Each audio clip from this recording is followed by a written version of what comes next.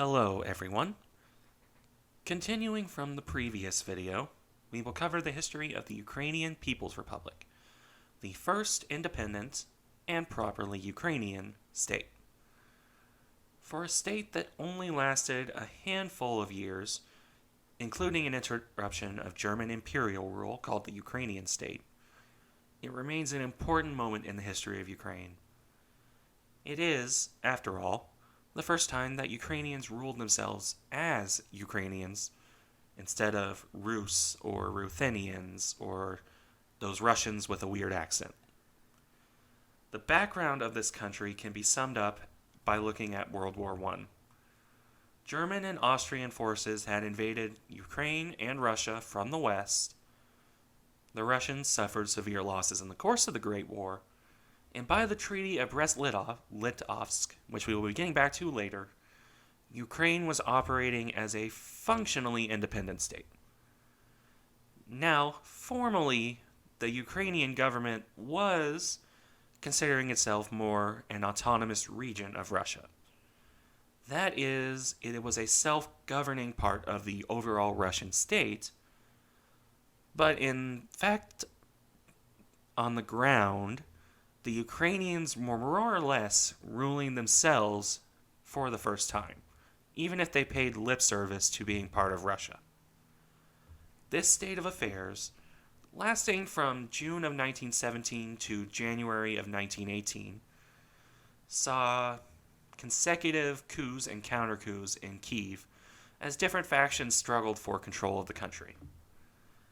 In November of that year, 1917, the Bolsheviks, who are going to be very important here, would instigate riots in a reaction to the Greater October Revolution in Russia proper.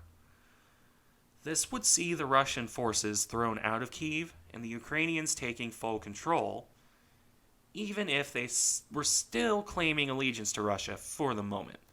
They hadn't quite reached the point of declaring full independence yet. Now, the Bolsheviks would, hoping that they could draw Ukraine into the Greater Russian Revolution, break that autonomy and force an independence instead.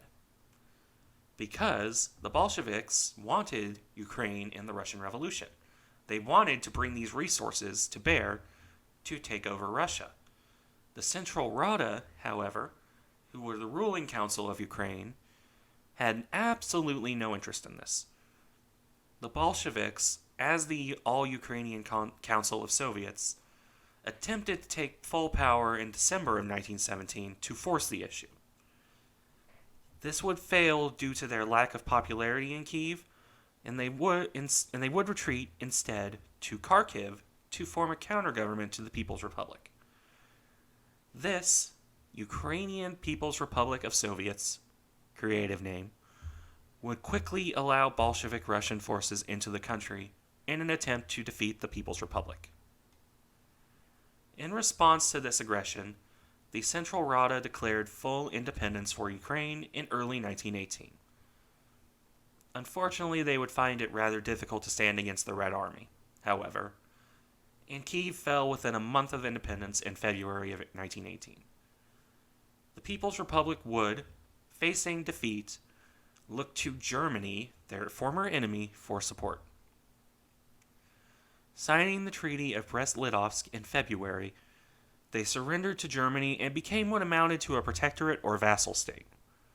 German and Austro-Hungarian troops would force the Bolsheviks out of Ukraine, though this did not come without a cost. For Germany, much as Russia, was less interested in an independent Ukraine and more in stealing their grain and other such resources to fuel its own war machine and feed its own people. In this regard, Germany would force a military administration on the Rada. When the Ukrainians, somewhat understandably, protested this fact, the Germans would imprison the Rada and other leaders, installing their own, far more conservative ruler in its place. The Hetman, Pavel Skoro... Let me put his name on screen so I did not butcher it and offend any Ukrainians in the audience. The Hetman, as I will refer to him from here on, was an arch-conservative former Russian officer who loathed socialism and communism and all that stuff, and worked to create a government of large landowners ruled from the top. The Ukrainian state, as I mentioned before, would rule Ukraine as a German vassal state from April 1918 through to December.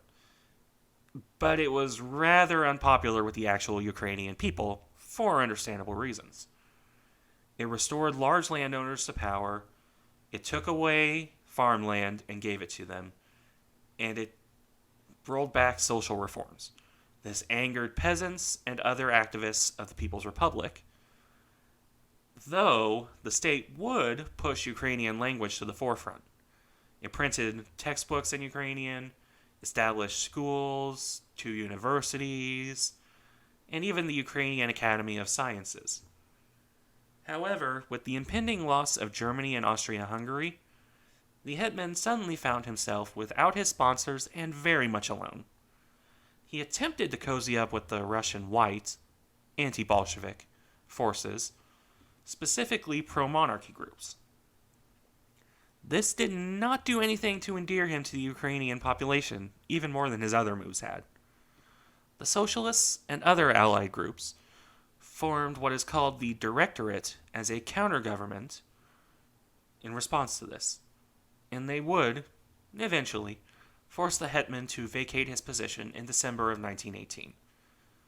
Now, this group would not restore the Central Rada, even as the Bolsheviks began to move in.